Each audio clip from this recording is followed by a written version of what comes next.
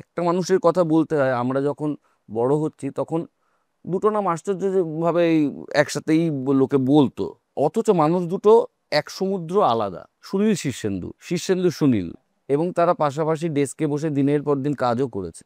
এই মানুষটাকে নিয়ে কি মনে হয়, কতটা মিস করো কাকু? তো মানুষ হিসেবে শুনে এত ভালো, এত বিশুদ্ধ মানুষ, মদ খেত বা মহিলাগরিত ব্যাপার ছিল, এগুলো লোকে বলে যে ঠিক আছে, ওগুলো কোনো ব্যাপার না, কিন্তু বেসিক মানুষটা এত ভালো, এত পিওর, এত শুদ্ধ চরিত্রের মানুষ আমি খুব কম দেখেছি।